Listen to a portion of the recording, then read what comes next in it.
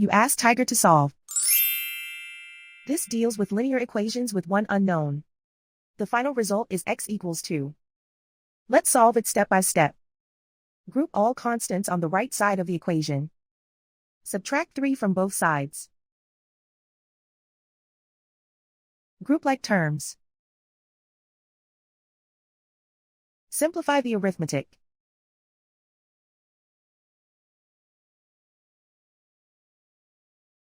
Isolate the x.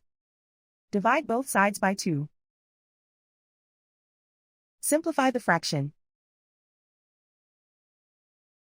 Find the greatest common factor of the numerator and denominator.